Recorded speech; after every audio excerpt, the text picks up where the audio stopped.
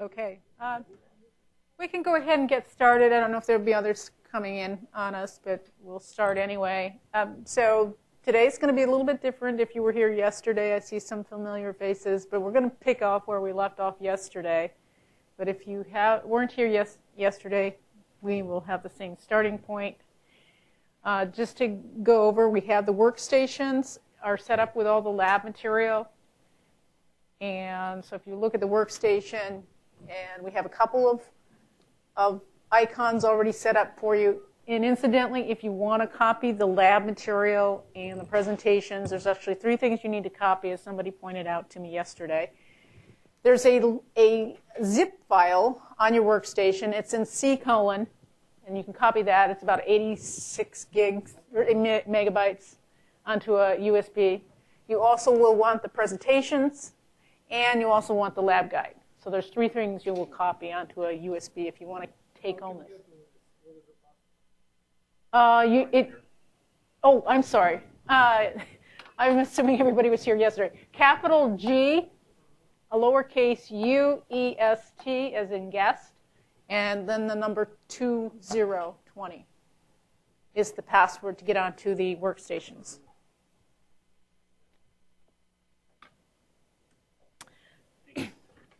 Okay, so there's the zip file copy.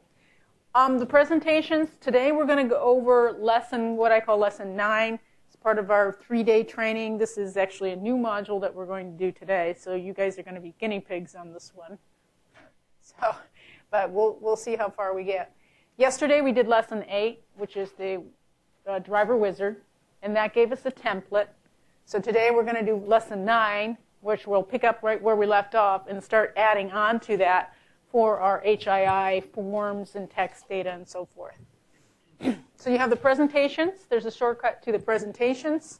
So you want to look at lesson 9 here. Then for the lab guide, and this is where we're going to get the code and go through step by step of how to add code and compile it and so forth and do that step by step, is on the share, because I copied it. You'll see one here. This is from 7:12, and the one that I did here is from 7:15. So actually 7:8 will be the one on the share. You don't want the newer one that's on the pack share. And I suggest you open up the doc file for cutting and pasting. The PDF doesn't always work good. Sometimes you get these strange characters, and when you compile them, compiler complains. So do the doc to look at. So there's those 2. Now today, since we're doing from our workstations, already have Visual Studio's already installed. So Visual Studio command prompt, in the lab guide it tells you to go to that all the time. Well, there's an icon for that, so just double click on that and it gets you up to the Visual Studio command prompt. Also the wizard driver, we did this yesterday. It's already installed. You can look at lesson 8 to see what we did for that, but we're going to go beyond that. We'll be starting from what we did yesterday. But just for your information or reference, there's the wizard.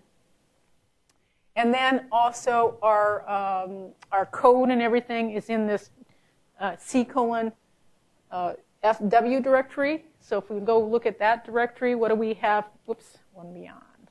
One too many. If we look in that directory, we have the presentations. And this is going to be where the PDF is for today's presentation and yesterday's presentation.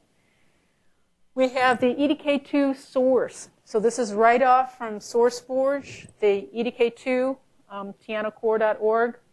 Just a snapshot of that. And I validated the labs. So the labs with the lab guide and everything that we did yesterday and today will be validated with that. The driver wizard, so there's the install for the driver wizard in that directory.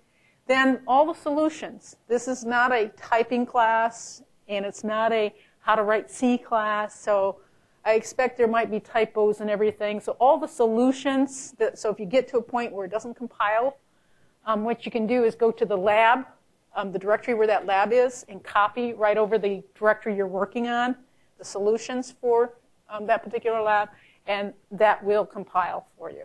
So that's just a note. In the notes in the lab guide, you'll see if you have some compile errors, go and copy all the files associated, and it should compile at that point. Then documentation, a lot of things that are up on tianacore.org. There's some helper files, what we call .chem files. I'll point those out as we go through, that are going to be helpers for us for finding things like libraries that we may want to make calls to. So there's a couple of them in the documentation directory that you can look at. One is the MDE module with package, and one's MDE package with libraries.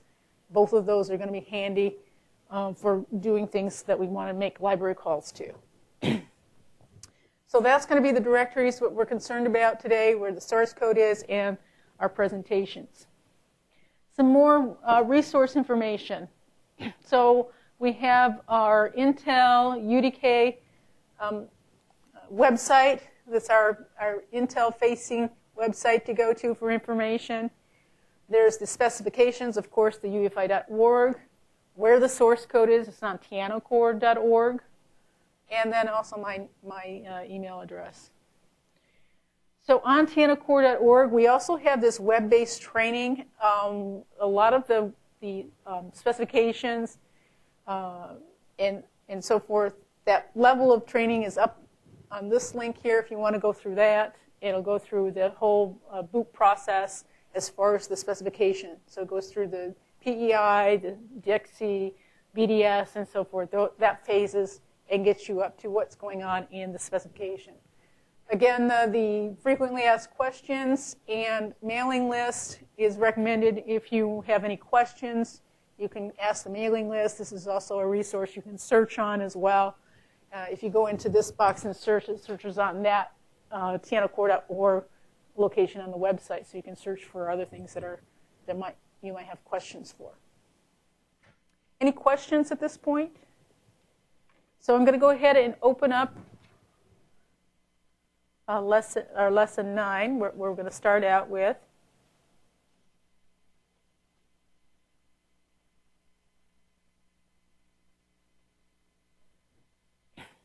So what we want to talk about in this particular presentation is HII, or the Human Interface Infrastructure, what HII stands for.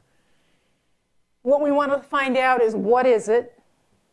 There's some protocols and things that UEFI defines for us that we're going to be able to use, and how does it work? So what do we do with these protocols? How do they work together, and how can we write code to use those particular protocols? And also what library calls and so forth can we take advantage of for writing our code. We're going with the aspect of you might be a hardware vendor who is writing a third-party adding card, and you don't want to go through and start from scratch for writing this interface. So we're going to use HII for that. And then finally doing the lab.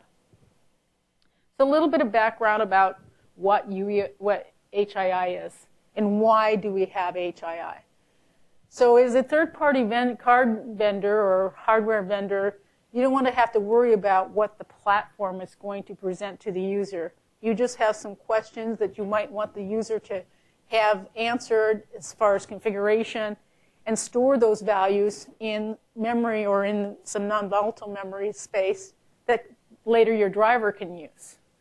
So we don't have to have a alt or control character or hotkey character to go into a configuration. We'll let the platform decide what that looks like. So there's a couple examples here like MSI. We have this unified look and feel for a platform. We have localization we can take care of and answer, and avoid these multiple hotkeys that you might have. A single interface.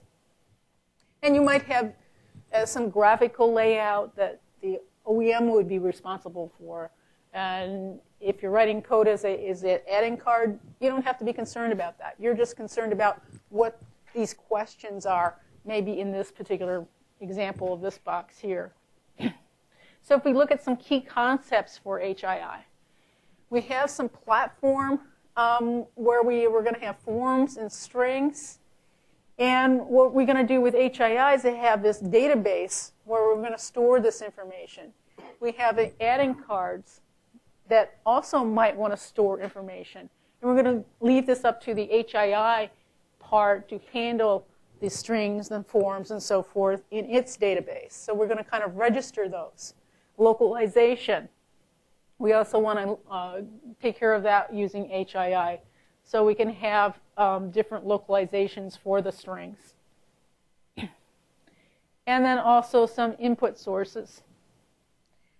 And the setup browser is also some concepts. So the setup browser is going to manage the input from a user. So whether the user goes to another menu, what that user enters in that particular menu would be up to our setup browser to maintain. As far as our design discussion, so we've got this layout here. This is actually out of the specification, section 28 here, where we have a forms browser. This is our forms engine that's going to go and put something up in a display menu for us, or a display device. It's also going to interface with some sort of database where forms and strings and fonts are going to be stored. And this driver is going to interface with that going through the HII. And ultimately, we want to store a configuration in some sort of non-volatile storage space.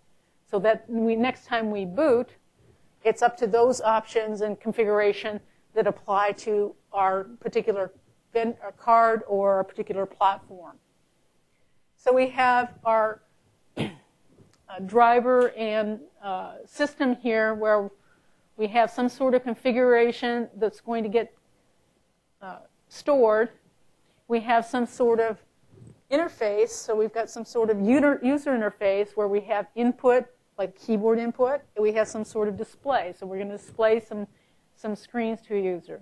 We also might have some concerns about pre-boot. So we can also apply this to pre-boot applications where we're going to display some string. Well, we don't want to be worried about the localization of that string. We'll take care of that through HII. HII will now determine whether it's some sort of different language or some different sort of font at that point. We're just going through that interaction there. Some components for HII. So we have strings. So this would be the text strings that are questions that get displayed to some sort of device. We also have some fonts. So not only these ANSI fonts, we also might have some like kanji fonts that might be double characters or so forth. Keyboard layouts. So the keyboard layouts, whether it's different languages, are taken into account. Then forms. What's the layout of these questions that we're going to ask the user? So we want to have some sort of forms mechanism. And then a means of packaging the forms, the fonts, key, and text strings to publish those or declare those into our HII database. So we start out with our strings. Our strings are Unicode, so they're 16-bit codes. So instead of the 8-bit characters, we're using 16-bit characters so that we can take care of the different fonts like the kanji and so forth. So there's strings that are going to get stored, and localization is going to happen at that string level. And what we're going to do is have a string and tokenize that string. We use the 2x2, call it, character strings, and that's going to also, I mentioned yesterday, that was the component name 2. That's the same thing that we're going to do here is the component name 2 with our driver is using that 2x2 string. So how does that work? We take a token, and we just have a number for that token, and that number means some sort of string. We're not concerned about what language it's getting pointed to at the time. And in this example, we're showing some sort of token number, and depending on which language happens to be doing at the time is what string is going to be displayed. So if it's English, it's going to display this magic prototype computer. And if it's Chinese, it's going to say the same thing, but in the fonts there for Chinese. So how do we display this, or how do we code this? So here we're showing source code now of what that might be. So we have the English, so we're using the 2x2 English, and it's U.S. English. We have the French, and then the last one is Swedish. So here's showing 3 different languages. So we'll just switch from one to the other depending on what the localization is. Here's our token. So from this point on, once we set up our Unicode file, so this is just a Unicode text file, what we can do in Notepad on a Windows machine, we can just save that file, and from that point out in our code, we reference it by the token name. The fonts. So the fonts is what we're going to display. So a letter, like the letter A, we know is like that triangle shape with a bar across it. But maybe for kanji and other different things, it's a different font layout. Well, that also is going to be part of our HII database. Ones are already provided as far as EDK2 are the ASCII ISO ones. So those are already there. And we also have it, so if we're not going to just have the entire fonts in there, like if you never use the word tractor in the example we're giving, we're not going to have the kanji representation for that character of a tractor. So that means we have sparse array of characters. Both wide and narrow glyphs are supported. The keyboard layout. So there's various keyboards. So not only is it the U.S. English, but you might have Spanish, where you have the different characters, or French, where you have the dots above the O's or dots above the A or things like that. Those are the different keyboard layouts. And those are also stored as part of the HII database. Then we have forms. So this is the way we're going to display the list of questions to a user. So when we want to describe our forms, and we can do this as well, we can use the strings that we define in the Unicode file to display that question. And we don't care about the language now because we already took care of that in our UEFI file with the different languages we want to support. So if we have different questions here, this will change depending on the language from that file. So we have different forms we can display. We can have multiple forms for going to different pages. And the forms can be installed with an application or a driver, and then it gets put and stored into the HII database. So how does this work? Now with EDK2, we have something called VFR, which is Visual Form Representation. And this is just another language in itself, just another code, just like C code and HTML and all of those languages and so forth.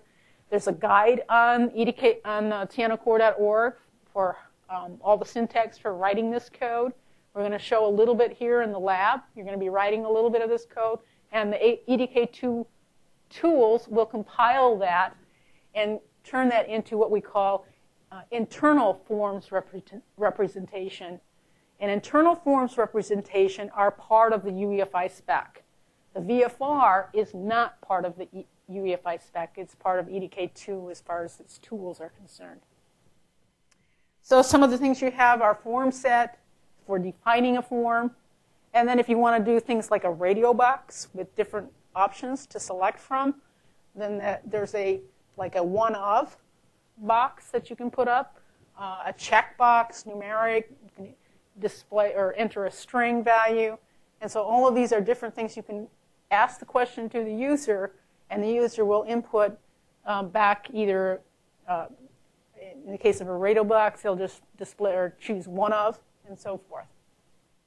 So what does the language look like here for this? Just like we did with the Unicode, what's the source code look like? So here we have a snapshot of a VFR file. And from this, you can see we're just starting out defining a form set. And then we just go down. We have a GUID. Just like everything else gets a GUID. This title, now here's we're referencing a token that's in that UNI file that we define with a language. And then another one, there's two of there. So there's a title and help. Then this next one, this happens to be part of the platform, which means it's part of the platform form set. So for now, I'm kind of associating this particular driver or this particular application with the platform. So the platform now is going to take care of this and say, oh, this is one that these forms are going to be part of the platform forms. So anytime the user goes to that particular form, it'll be part of the platform. And then just some more things. Here's an example of one of. This var store means I want something stored into NVRAM. So I'm declaring a name here for NVRAM and of the GUID, form set GUID. And then here's showing a one of. So here we have a radio button. It has 3 values here, 0, 1, or 2. So we'll be writing a little bit of this, and you'll see some of that in the lab. So we said that was the VFR. The VFR is the language. This is what you would type in, and then we compile it with the VFR compiler. And that turns it into something called IFR, which is Internal Forms Representation. This is the one that's part of the spec. It's the bytecode operations. This is a much smaller representation. This is what's stored into the HII database. HII knows how to read this representation, and it can then take that and interpret it. Now, you don't have to use VFR. You could use something like HTML or some sort of JavaScript and compile it into IFR. Anything that you can compile into IFR is what we're talking about. So you don't have to use VFR. You can use something else. We're just showing VFR because that's part of the EDK2 tool set, and it's already there with EDK2. So it's something that's easy to demonstrate. So now we're writing a driver, and we want to incorporate HII. So what are our minimum files? Now, if you were here yesterday, you saw that we actually did the wizard, and it gave us a bunch of files because we did a bunch of protocols and so forth. So minimum, we need a C file. So we're going to compile that. We also probably need an H file because the H file is where we're going to store our data structures and have our include statements and so forth. When now with HII, we need a couple of other ones if we're using our EDK2 tools.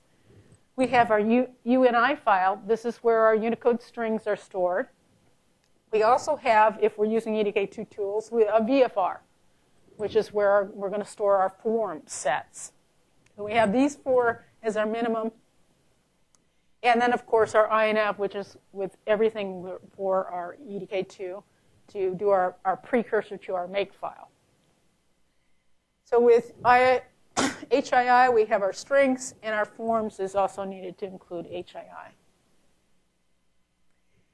If we look at what's going on with HII for our driver, we have our drivers that include HII. It registers into the HII database, its strings and forms. Then in the setup browser,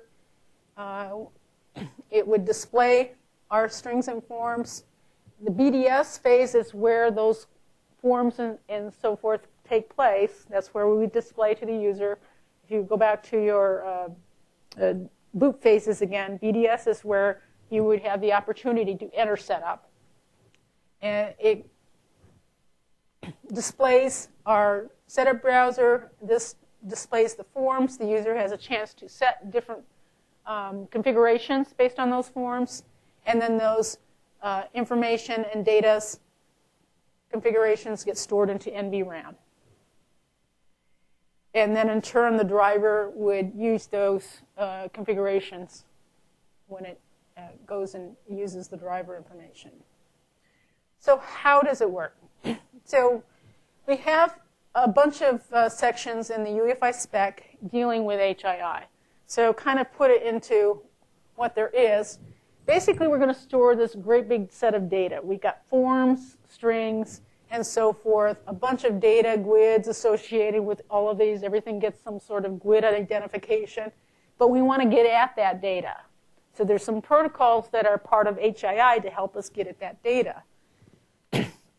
We have the browser engine protocols. So this is what's going to be displaying to the screen, the forms and so forth. So we've got a form browser protocol. We've got a config access and config routing protocol. So those are things that are going to be interfacing with our driver. Then we also have protocols dealing with our fonts, our strings. Also, you can display different images. That's part of that as well. And database protocol. And ultimately, we want to put stuff in NVRAM. And just another way of laying it out is the font protocol and what it's associated with, the string protocol, where we're getting a string, doing the different languages, the image, this is displaying and drawing things on some sort of output device, and then the database protocol. If we look at it in our driver perspective, so we're writing this driver and we want to include HII with our driver. So we've got the protocols associated with what's going to give us our interface back to our data we're concerned about for our configuration and data that we want the HII to display to our user. So we have our driver. What we want to do now, we want to use the config access protocol to make us that interface. So our config access protocol, we have the extract config, route config, and the callback. We're going to produce this in our driver. So if you were here yesterday, we produced the binding protocol. Well, for our HII, we're going to produce the config access protocol. We're going to install, we need a device path, so we'll install a device path and the config access protocol, and we'll install that. And we create a package, and we call a call to HII, which will store that package into our HII database for us. We do this on the initialization, so that when the form comes in displayed, the driver doesn't have to be concerned about it anymore. It's happy. It gave it all to the database, HII database. HII database takes care of installing or keeping track of it and displaying the forms and so forth. So we package it with our strings and our forms, and then later, when the browser engine happens to come along, it displays our forms and the strings that are associated with that particular driver. Oh, publish. Yeah, publish it. I think I said that already. Just another way of looking at it. So we've got our form browser engine and our config routing protocol, our config access protocol. This is kind of the gate to our driver, is this access protocol. This is going to extract from the configuration on entry to our form and route the configuration on the exit to our form. And if we have any information that we want to pass back and forth, we have a callback mechanism whenever we're in the form to the driver if the driver needs to do anything with the data that the user is changing at that point.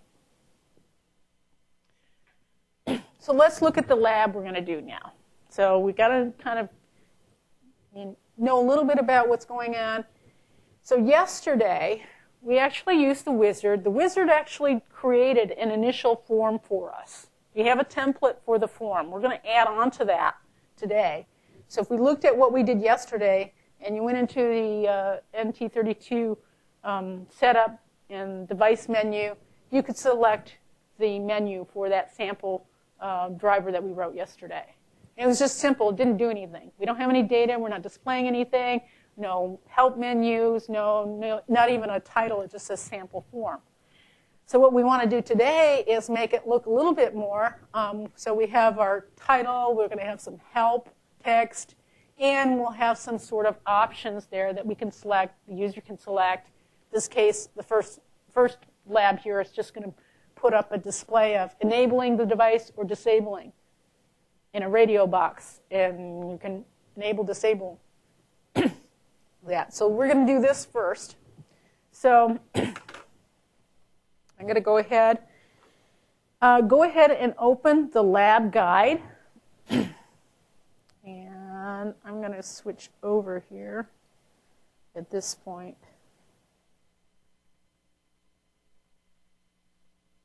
To make it easier.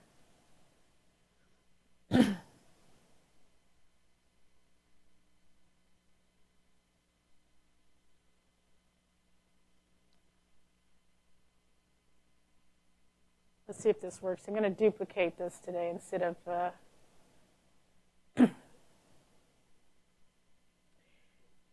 So that's going to be the lab guide. Open up the doc file. It's going to be on that lesson 9. So and then go to lesson 9. So this lab guide is for 3-day training. So if you want to take the lab material, if you download the whole zip file, you can go back through the other labs for writing a UEFI application. You can go through yesterday's lab of doing the wizard. But we're skipping forward today to looking at HII. So we're actually going to have a little bit of setup here because you may be working on somebody else's station from yesterday, and they may not have gotten that very far. So we're going to start here a little bit from scratch. So if you can go through. So what we want to do is we want to make it look like this today. So we've got our menu here, and we're going to create a form that looks similar to this.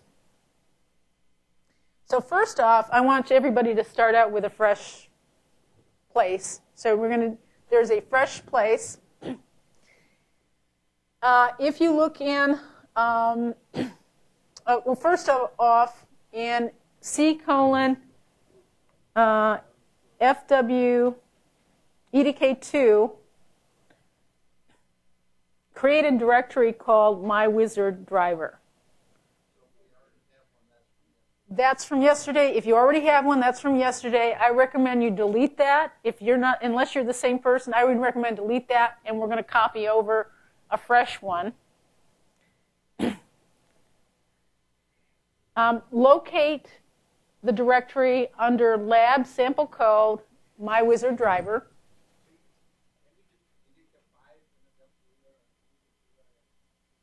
You can leave it empty, yeah. You can, yeah, just delete the files in it or delete the folder. Either way, it might be easier to delete the files in it because then you don't have to copy over. Yeah. And then copy all the files in that directory. So go ahead and select everything and copy them to this directory, to your My Wizard Driver directory. Under EDK2, yeah. So you want to copy them into C:/FW EDK2 My Wizard Driver.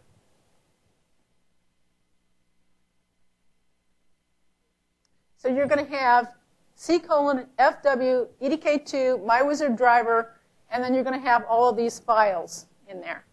And they should say something like 3/13/2013.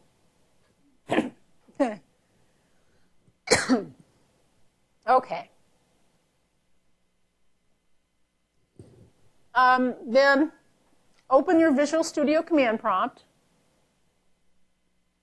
CD to C:/FW EDK2. And for right now, do EDK setup. And then just leave this command prompt window open. Now, we're going to start editing quite a lot of files this first lab. So kind of, we'll take it slow at first. And like I said, if you make mistakes, you can take to the lab we're working on and copy over, just like we did, copy over this labs and get the code that we're working on. So first of all, yesterday, we created this My Wizard Driver NV data struct.h file. So we're going to edit this, and we're going to add to it this code here. So what I'm going to do is copy this, and I'm going to put that in my file. First of all, I'm going to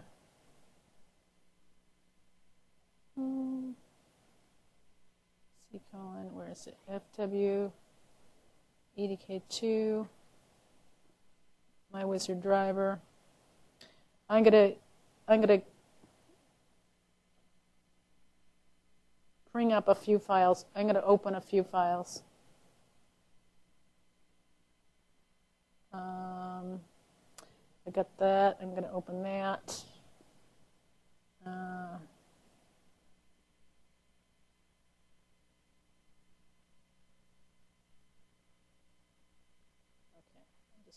Going to bring some up there. I'm going to open up a few already. So the first thing we're going to do is add another GUID in here for our form set GUID. And if we go back to our guide, so it looks a little bit like that, and then save that file. Then we're going to update the VFR file. So far, it looks like this. So we don't really have anything. It created it as part of the wizard. So I'm actually going to recopy and copy the entire thing from our guide in here.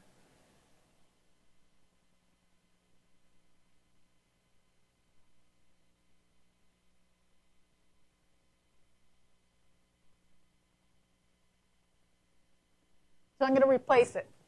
And I could go here and edit this and so forth, but I'm going to put a whole new GUID, and some of the things are going to be the same and some are going to be different. So we got the first part of that where we're defining our GUID.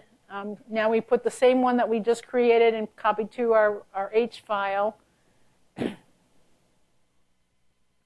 I've got a second part of that. So step 6 is the second half of that. So remember to get both halves of your VFR file. So I'm going to put that in there. So now I have my VFR. So I've got an include of my H file. I've got the form set GUID, title, help. I've got now the platform part that's going to tell it it's part of the platform. I've got a var stored. Now this is so I can store my NV variables there. Subtitle, some strings for that. Then I've got a checkbox here. So this is all one structure here, checkbox. And this is pointing to, this is the same, pointing to my data structure in my H file. So it's that variable that it's pointing to here. And it's saying that it wants to be a checkbox, so it's going to be checked on or off. So 1 or 0 is going to get. So it's going to put up a box. And then part of the VFR language gives us an option for flags, key. It lets us set up a default, so it's going to be enabled, default of 1 in this case. And then that's it, end form and end form set. So go ahead and save that. Now we have the Unicode file. So our .uni file. So use Notepad. Notepad saves Unicode files, so it's a good one to use. So you can usually double click on it. And likewise, I'm going to go ahead and click and save the link. I probably can. Yeah, you just want to make sure it saves. You can probably use Visual Studio. So I'm going to go do the same thing and store that in my Unicode file. So I've got a mywizarddriver.uni file, and I'm just going to replace with new strings there. So actually, if you saw it, there was a sample string and so forth on the other one. We're just putting up a new one there. So I'll go ahead and save that.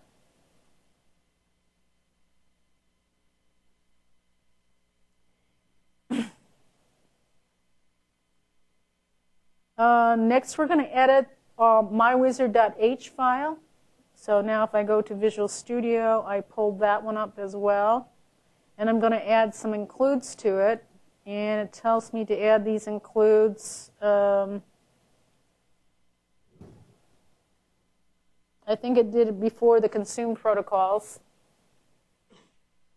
So go back there, look for consume protocols, and just add it here. It doesn't matter, but it kind of make a logical area of where your includes are. Let's save that one.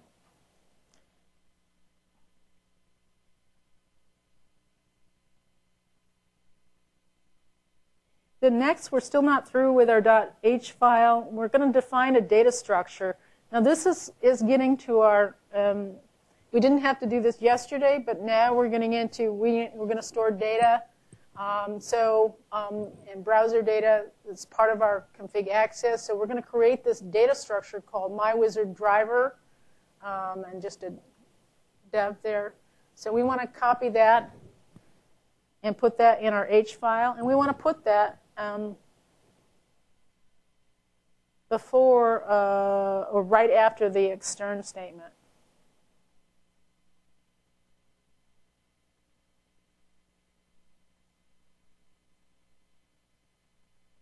Oh, wrong one.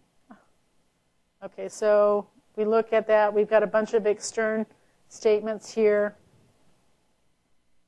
And we copy our code in there for including our data structure that we're going to use for communicating to HII with. So HII can get, so when we have callbacks and so forth, it finds our data that's part of our driver.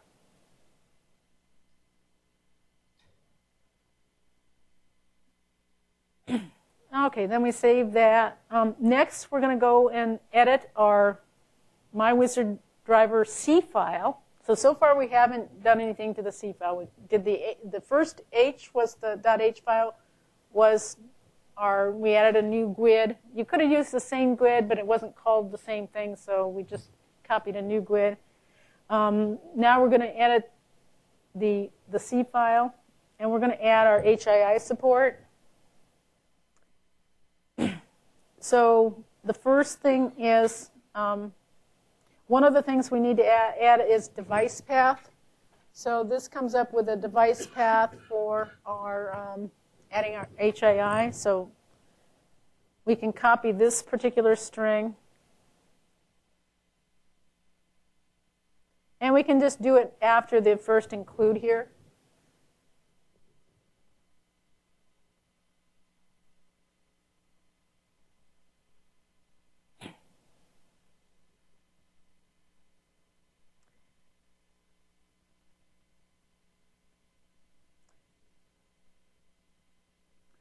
Then next we need to go down to the entry point of our driver. So yesterday we didn't touch the entry point either. It was pretty much all there for us for doing the driver binding. Now we're going to add some HII stuff to it. So just a couple of things need to add there in the yellow. So I'm going to copy that whole block.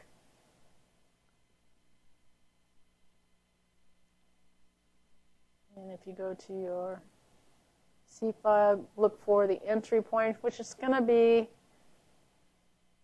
at above the fake supported that you did. So in mine that I have right now, I have it at around line 176.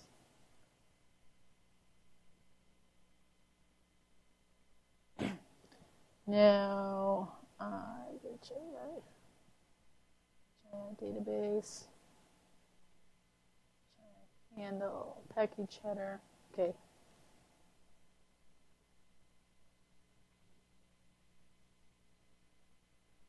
So this is a little bit tricky because we kept a few things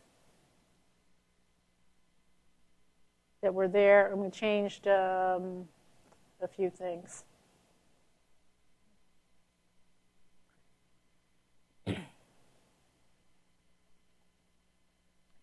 next one is we're going to add some code, which is going to actually include our config access protocols for us. We have the template for it, but it actually didn't install it for us. So this is going to actually set it up so it installs our code for us.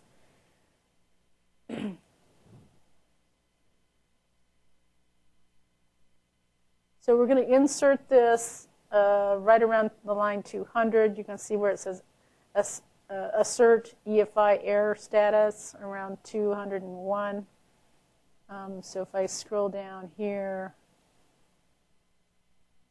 around 201, I think it's going to be right there.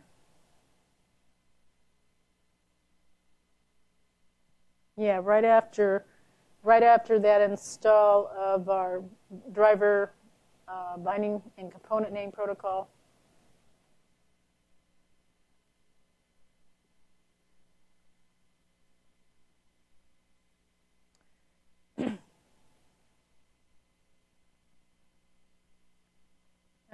Okay, so now this one is a little more tricky. So there's already a call made that installed the HII. That's how we got that one form that didn't really have anything on it. It was just a blank form. But now we're actually we're creating a NVRAM area to associate with that form. So right now it says null and at HII handle. So what we want to do is modify that.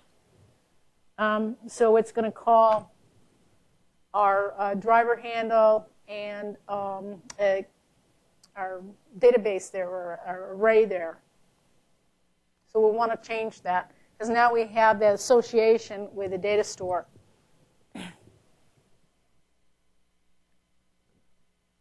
So this was our very first one that we copied at the beginning of the file. No.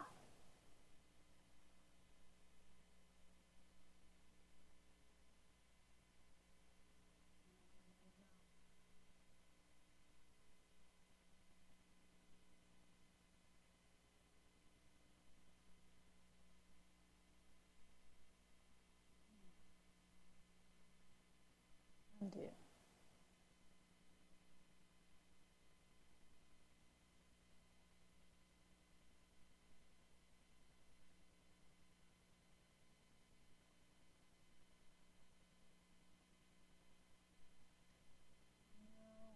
Package, I don't know. Is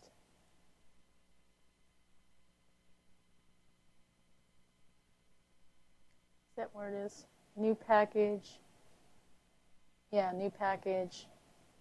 Okay.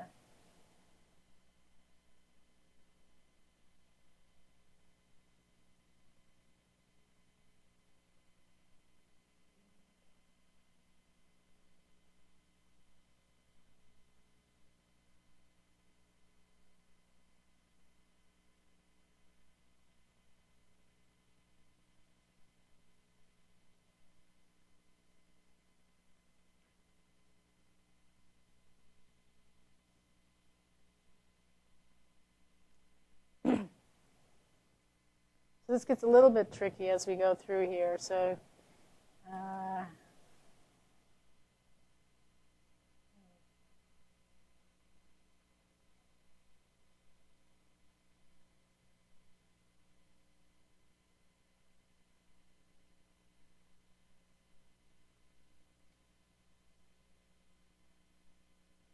install supported, okay. So right after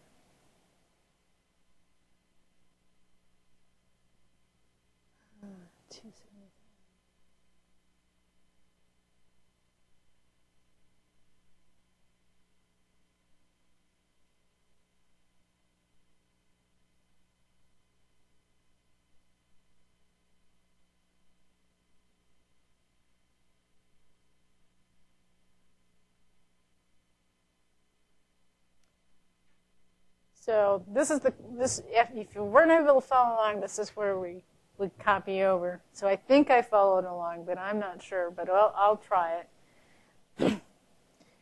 So now we're done with the C file. We still need to update our INF. So now we're going to include our GUIDs. So we're going to update our INF for those. Where's my INF?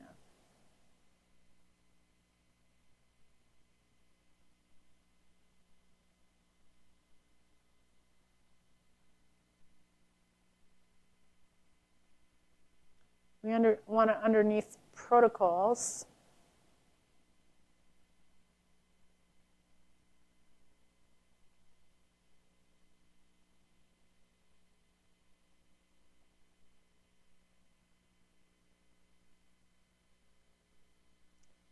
Okay, so hopefully we have everything set up and saved.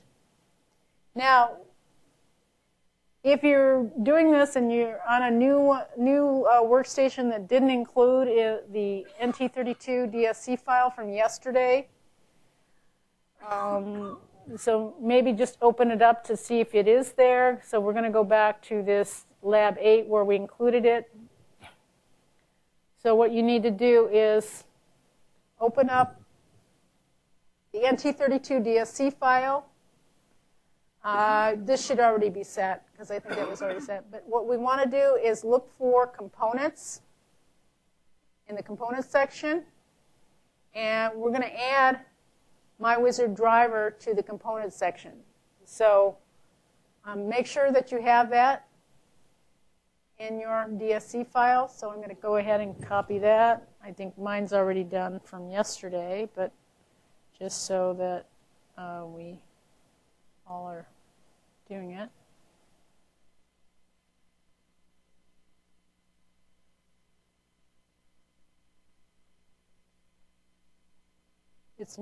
Mine's near the bottom, and yes, I have several of them, but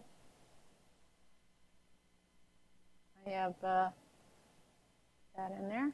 I'll close that. Now we go to our Visual Studio command prompt. And we should be able to build. And this is where we find out if we saved everything correctly and if we have any coding errors.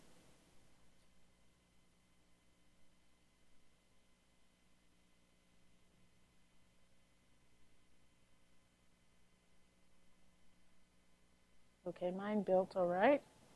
That's good.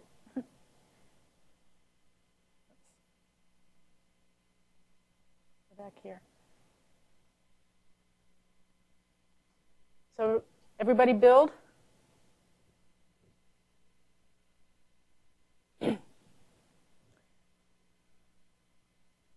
That's good. If you weren't able to build, let me go to the instructions first, just in case. There's still solution files, so you will do the same thing like we did to start out the lab.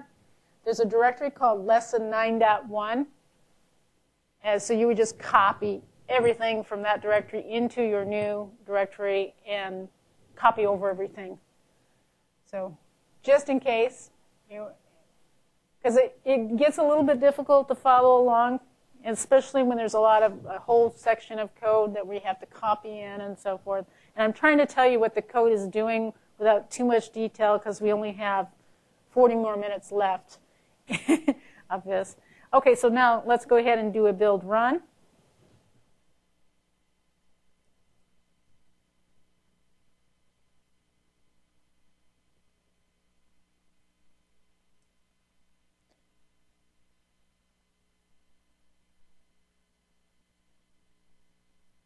So we get it loaded, and what we want to do is exit. And then if you go into Device Manager, and there, lo and behold, we have MyWizard driver sample form set, and it displays our box for us. And we can press the space bar, and it disables or enables. And notice a couple of things. We have our configuration changed, so we know we can changed it. Then if we say, okay, we want to do an F10 to save, however, and, oh boy, F10. Okay.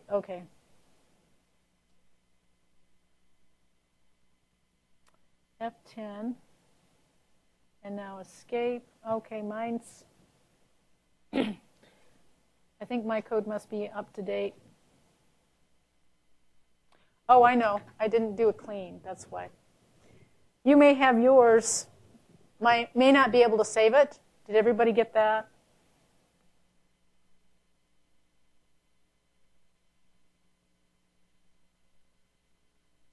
So when you did an F10, change to not save, okay, because we actually need to add some more code here to get it to save it.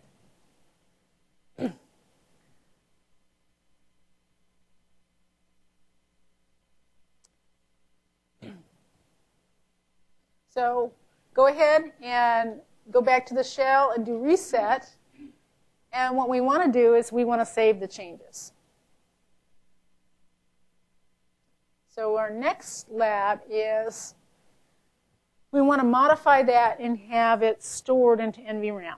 So we're not done yet because we actually didn't we didn't port our HII module to this yet. We only ported the part to do the form, and it displays the form, and we can change all day long, but it's not going to save it. So we need to do the next step. So we need to update mywizarddriver.c, and we're going to add a couple of things into the entry point. We're going to add this code.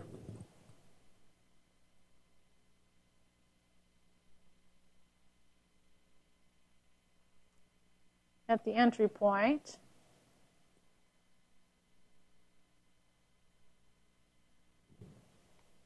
So we're just declaring some more locals here. I already had HII string. Yeah, okay.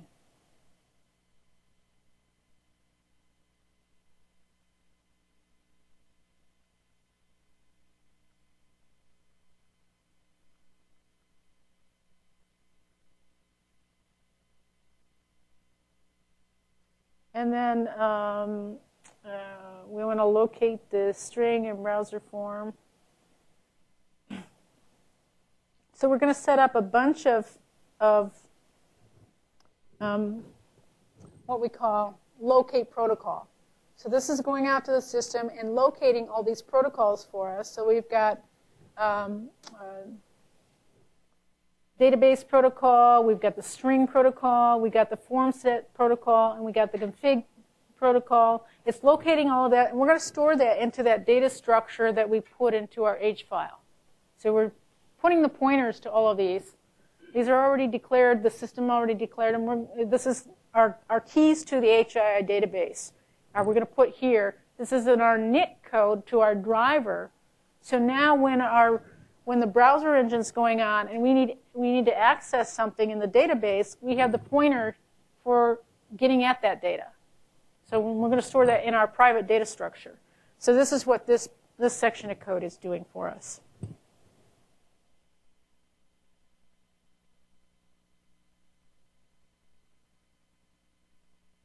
And we want to put this around 227.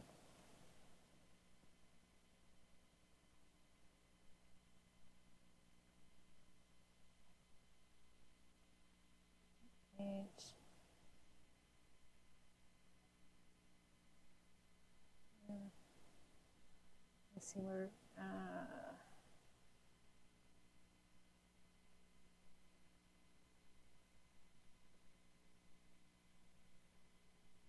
Before we publish the form set and config actions, so look for that in your C file.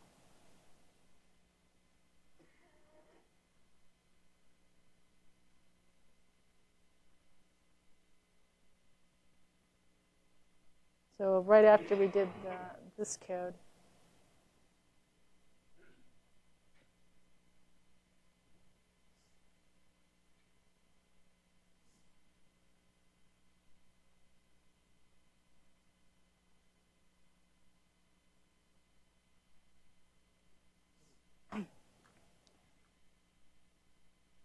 one of the things we already did, so we're going to comment out some code. This is a little tricky. So around right at that open protocol for HII packages, there's an if statement. We're just going to comment that out, but keep that error code.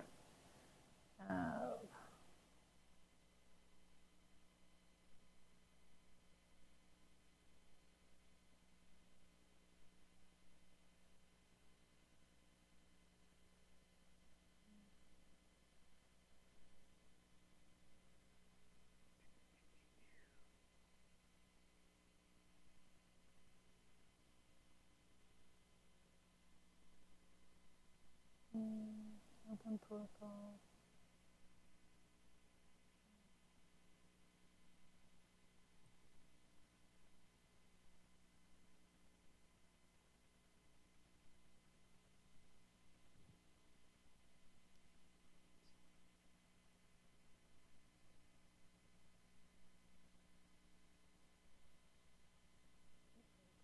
Open protocol.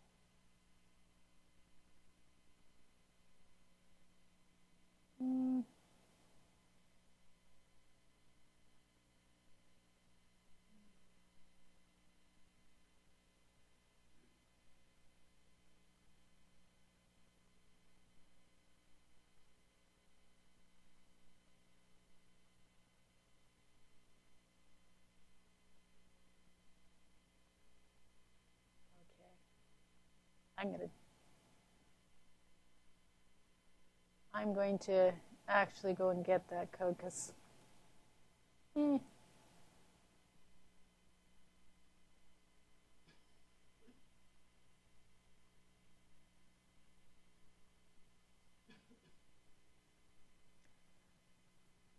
the sake of time, I'm just going to copy that module. This one's a difficult one, so I'm just going to copy and paste that in there. So now if we go back to, yes.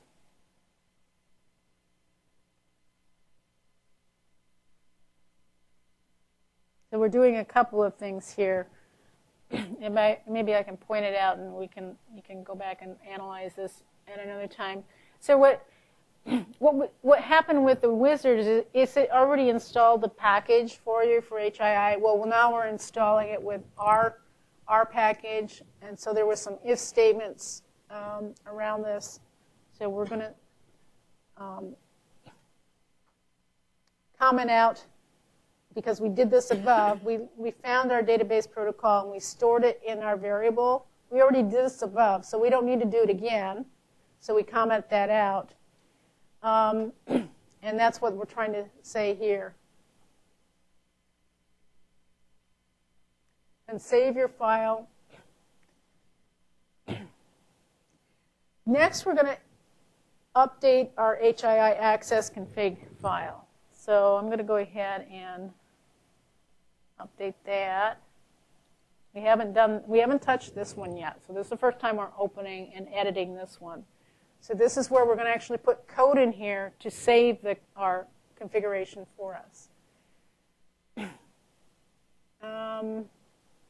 so if we look at what we need to do for this one. We need to add our extern. So now we're going to add our externs to that file.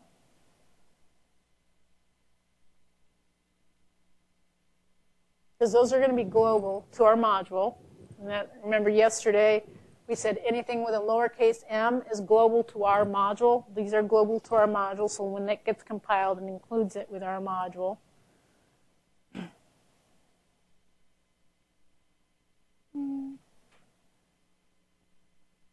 And next we're going to port now. We've got the configuration extract, access extract configured, and we're going to port that. So right now it just has a return not found. So we're going to put our code in for that. So what we do is every time we go into our form, it's going to extract from NVRAM our data that we want. And when we exit the form, likewise the route puts it back out to our NVRAM. So we're going to have to port our extract, our route, and eventually we're going to do the callback too.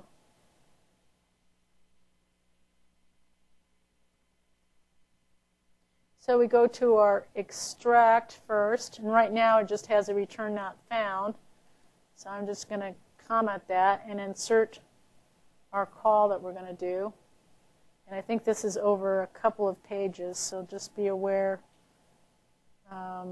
You've got to make sure you get the second one. You want to have it return status as the last thing it says.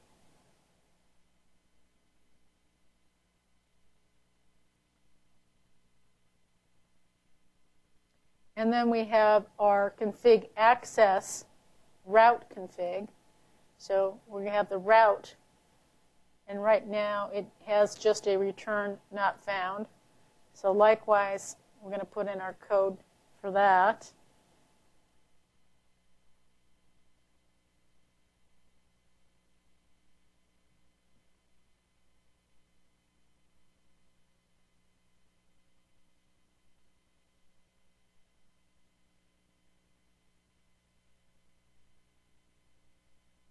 And I think this is just one copy and paste, right?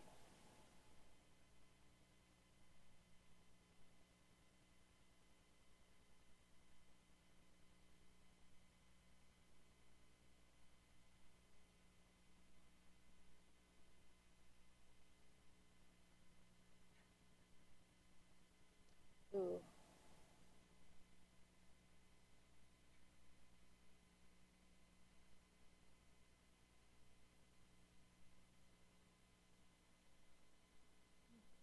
Okay.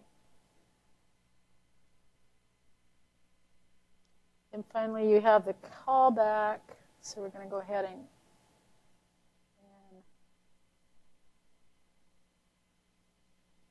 copy that.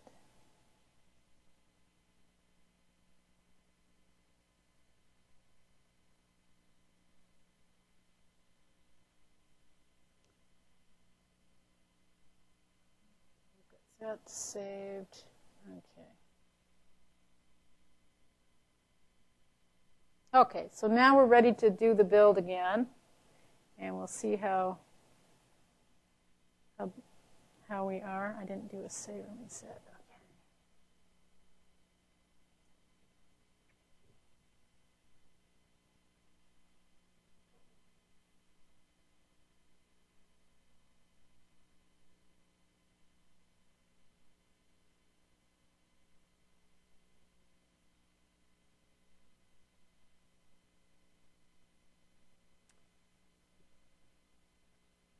Build run.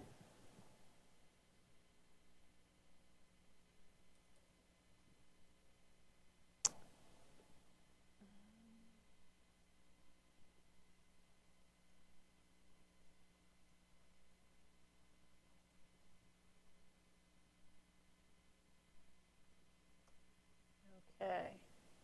And this should save it.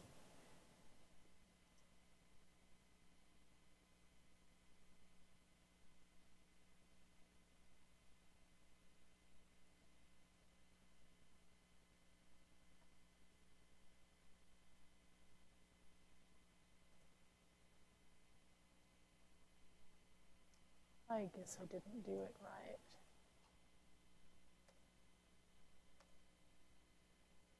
Save.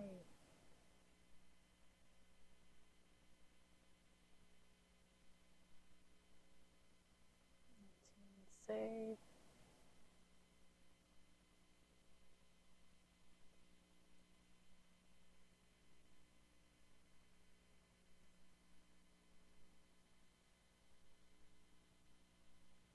Okay. I must not. Mine didn't work so far. Okay.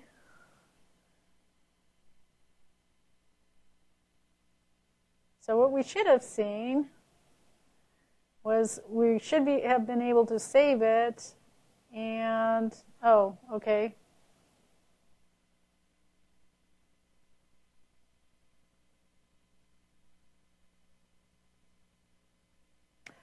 Did we save it to, okay, it's test by pressing.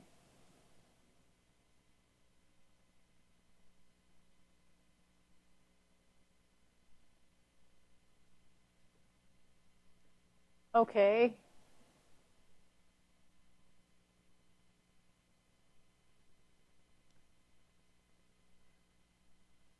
Well, okay, I guess mine did work. Okay. Which is, yeah, it should say,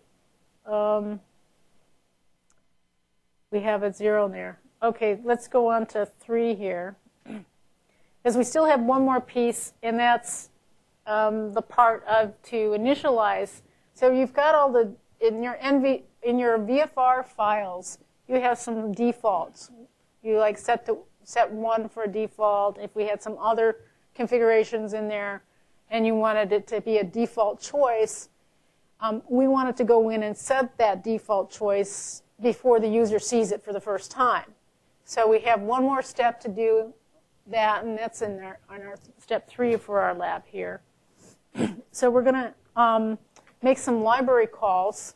So the MDE module package has some libraries that interface with HII. And if you want to see what some of those are, there's the CHEM file that you can look at to include, and it's part of this HII lib. And so we're going to actually take advantage of some of those calls to set this up for us. So we're going to go ahead and edit the INF file. And we're going to include the HII lib now.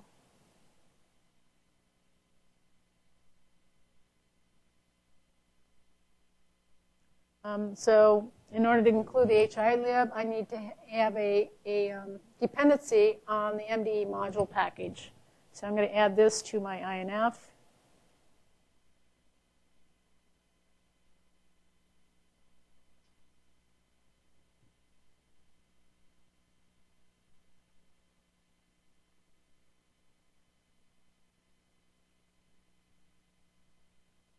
And I'm going to include the HII lib, and I'll put that in the INF too, in the library class section.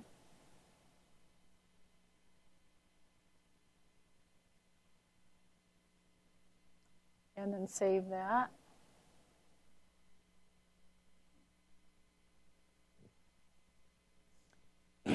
Then in our H file, we're going to include that library. So we'll do the include.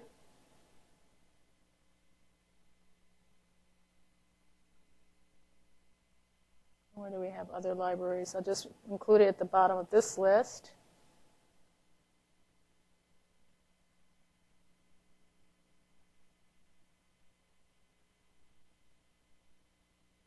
And then in our C file, our My Wizard Driver C file,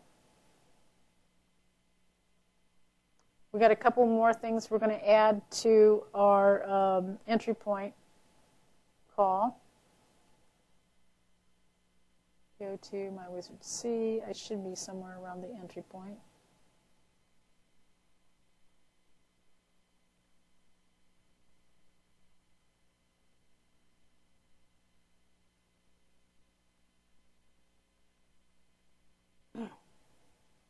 And this is setting up, and so what we're doing here is we're making a call here to this HII construct config header. And it's going to go out and read our VFR, which will be in our IFR data, and go out and fill up with our data structure with our defaults that we want.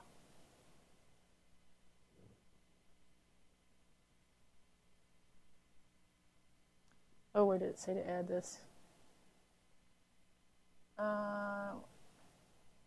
After buffer size equals, okay.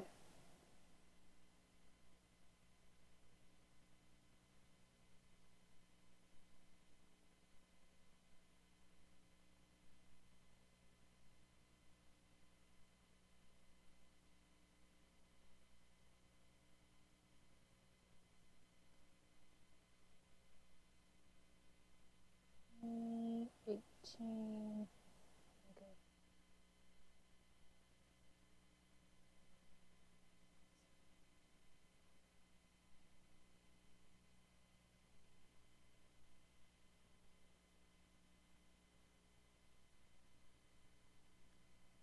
Okay, so now we're gonna, now that we're gonna fix up a few things here. Now instead of using this private data, we set up this local variable called configuration. So we're just gonna remove that around lines 338, and we're gonna remove the, since we already have our, we're gonna initialize our buffer, our internal buffer from the VFR data.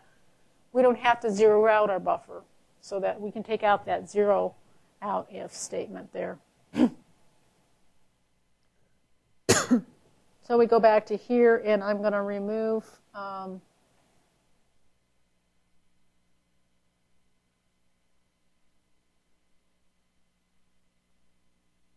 because I got a local variable called configuration now. I don't need to zero out the buffer anymore. And then in this one, likewise, I'm going to use my local configuration buffer. So, because I want to take what I set up as defaults in my VFR file. I don't want to have to do it twice. So, why not do it in the VFR, which is going to give me my initial data.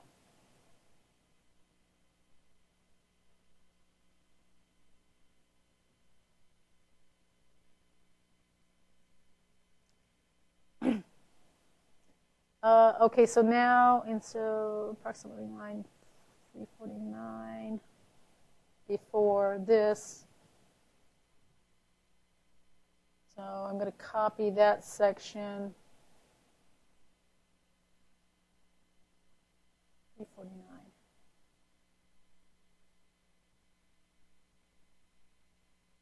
So right before this, that line that says install driver supported, I'm going to insert that code.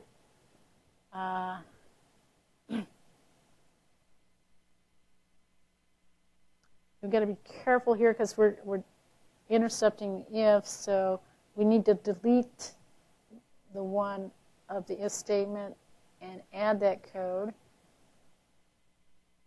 So let's make sure I have that.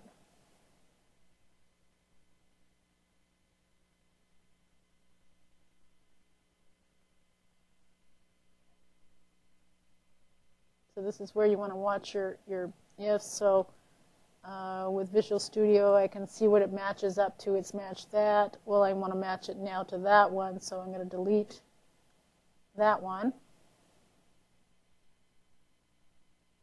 And now we have this one that's matching.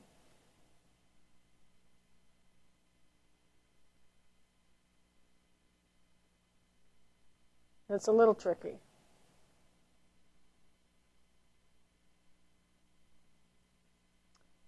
Okay, and then just make sure that you did that, so it compiles right. So we're ready to compile. Save. Go back.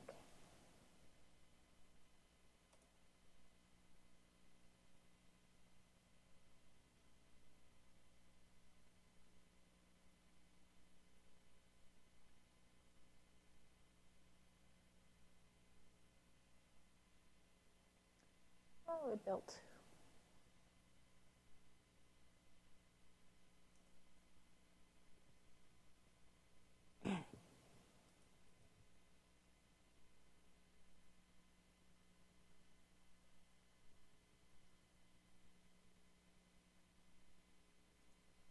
Okay, so actually we probably won't see much here because our default was 1. So it did that for us.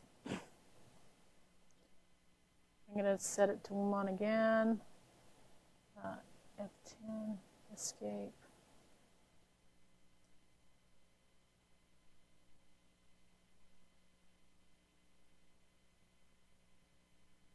And we should have a value of 1 here stored out in our configuration. Now you notice every time I had to do a load. And so let's go ahead and add that to our platform in our next step. So what we're going to do is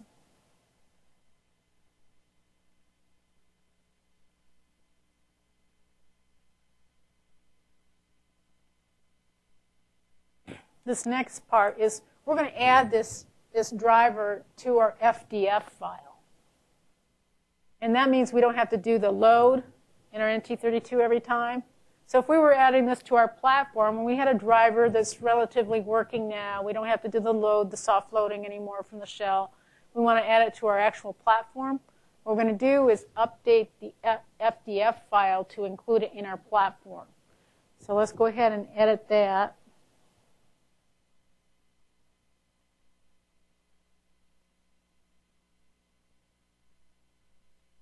And actually, I already put it in there. It's just commented out.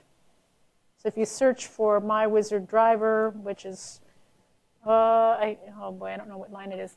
Just remove the comment and save.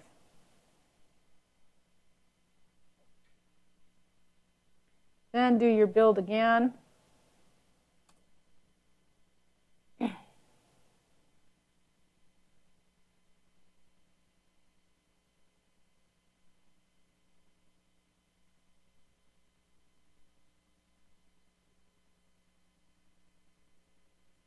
And because it's storing something different in our pseudo flash part for NT32, you'll see it generating that firmware volume again, as we have to updated our FDF file.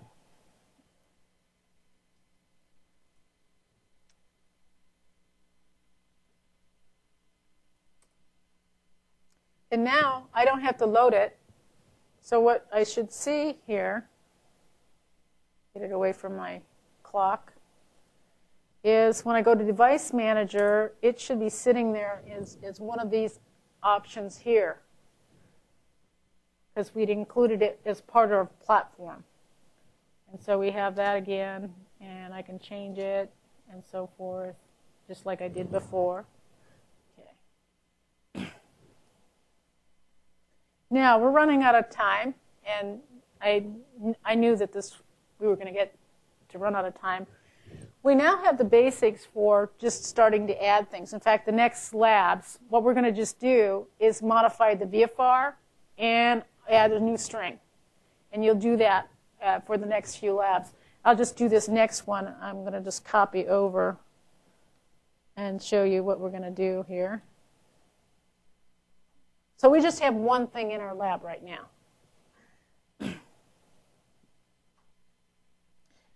And if we went to 4, so I'm just copying over in 9.4. I'm going to copy that over my driver wizard code here and replace everything. You can do the same thing just to see the steps, but if I go and build it, nothing updated because it's old stuff. So what I'm going to do is I'm going to trick it into building clean, but just for my driver. So I'm going to go here and I'm going to delete this directory in the build directory. So you've got build NT32, debug VS 210 x86 IA32, and I have a my wizard driver directory. And I'm just going to delete that. And then go and do the build again. And it will compile everything for that my wizard driver all over again. And what this next step, what the 9.4 does, it's going to add a reset button. So the reset button means put everything back to defaults. So whatever you set in your VFR file for a default, it would reset everything for your defaults. So let's go see what this does.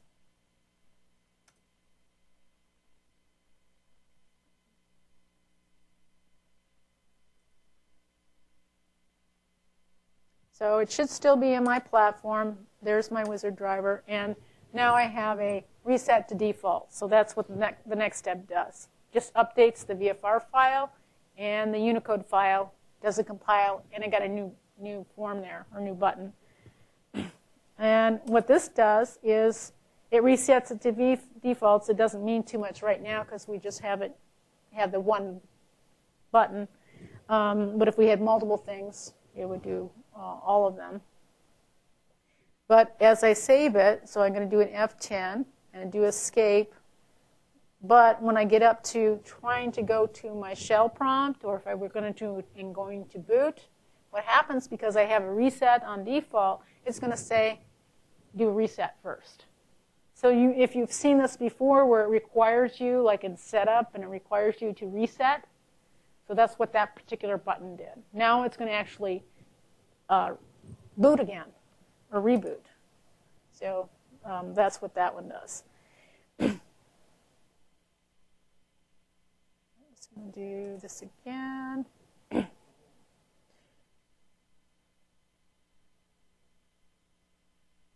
I'm building again because I'm going to just show what we would add. So let me go through the next lab here.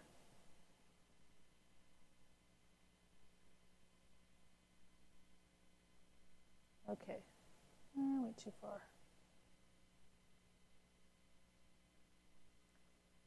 So we did the reset, was 9.4. 9.5 does a pop-up. 9.6, you enter a string. 9.7, a hexadecimal value.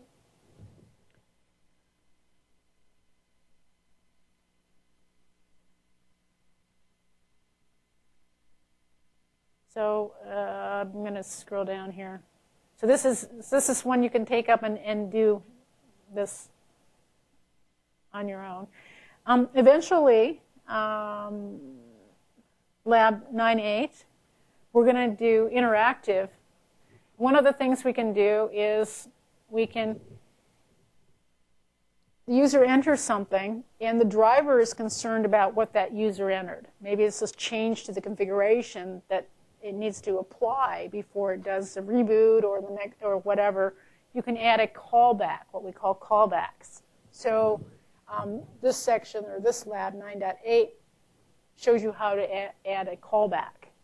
So we'll add a callback, and what we do is we update our VFR for a certain question ID. And in the callback code, we query for that question ID that gets entered, and we can act upon it. So that's what that 9.8 lab is going to do. And then the 9 lab, we do things when it gets called back. On 9.10, we go to another form. So let's say we have a complex data driver, and we need to have multiple forms. And we can base on that other form based upon another question that happened earlier. So you can add another form, and this goes to show also when we do that how to do the date and time. One is showing you the Windows system date and time, which we can't modify because we're under Windows and T32 emulation. But if you had a date and time as part of your configuration, you can do that there.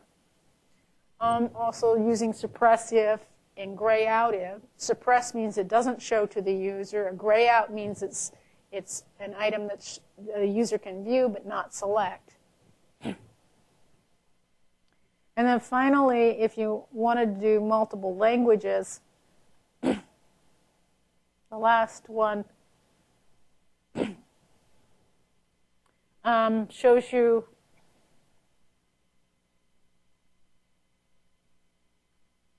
let's see. If we were to add multiple languages, you would add that in your Unicode file, and then you can use some of the libraries there to add that to your code. So just going through and stepping through that. They're part of HII.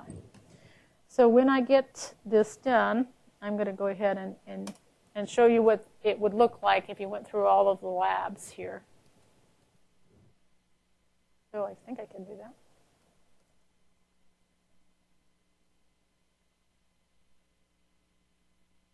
Let's see if it, I knew it would do this.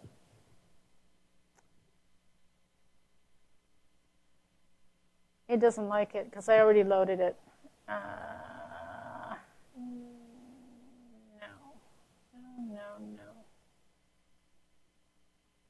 Uh,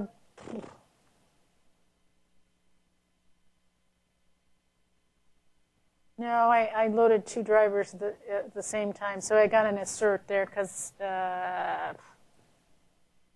already started. Yeah, I knew it would happen. Okay. Okay.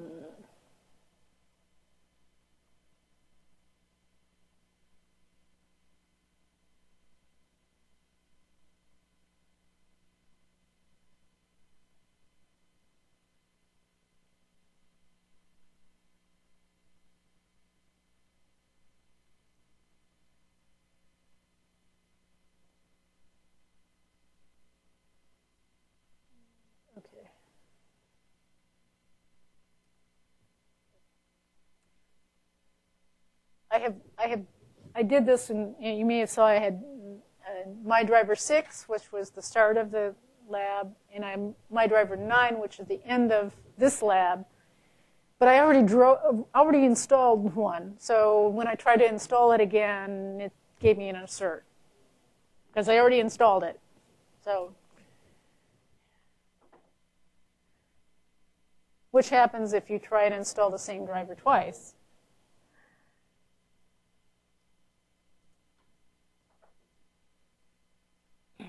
So if we just install it once, F0.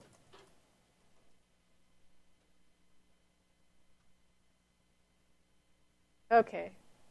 And so if you did the languages, I got just a test string out there that did that. And you can try and switch the languages.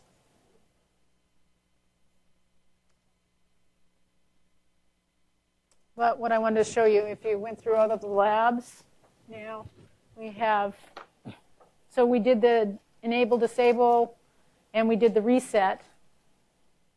Then you'd add a few others here. So you've got your radio box of different selections. So that's going to be one of the labs. We can enter a string, and you can enter 3 to 20 characters. And if you only enter 2, it gives you an error message because you didn't enter enough characters. And that's part of just the browser. We can enter different data there. And then it has going to another page and selecting a different date. And then if you do the disable it, it grays out these other fields. So it shows you how to do that. Okay, any questions? It's a little bit of a cumbersome because there's quite a bit of editing and so forth. So I know probably not everybody was following along. Kind of, but yes.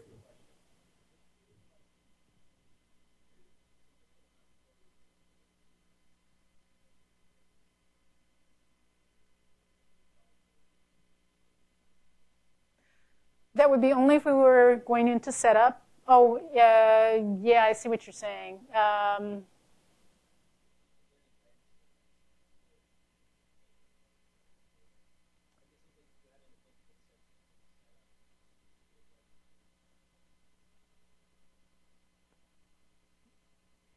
Yeah, the idea is, so yeah, we did a lot of changes in that init code, but it was mostly installing the interface. That's where we added a lot of code, but it was, yeah, I see what you're saying. We did a lot of locate protocols and install, yeah, keeping track. So I don't know if there was only if you go into setup, because then you have to now go back through kind of a sudo init again for the module. So yeah, maybe a place for improvement, but yeah. Yeah, that's true. We did add a lot more code there for the initial thing. So if you never went through setup, it was doing a lot of stuff. If we were just going to go to a boot item and never went into our HII menu, a lot of the things we did in our entry point don't happen. Yeah. So, yeah, I don't know if there's a streamline for that. Maybe, yeah. Future enhancements, maybe. Any other questions?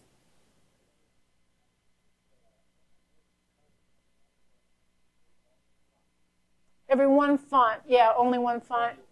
Yes, that's EDK. Yes, yeah. So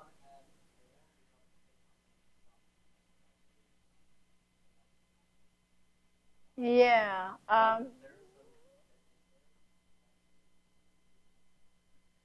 yeah. So there is a mechanism for doing that.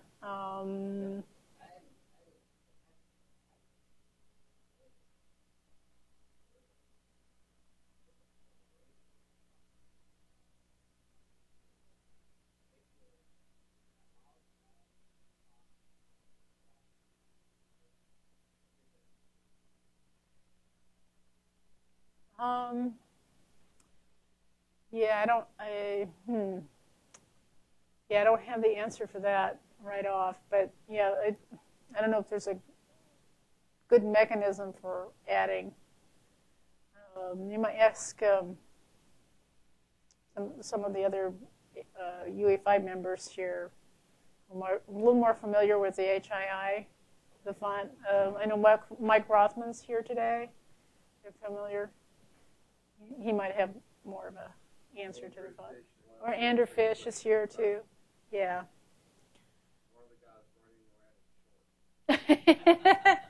Yeah.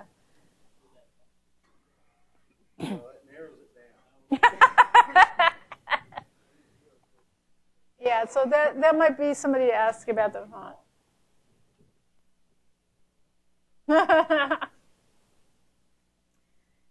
Okay, well, thank you, everybody. Thanks.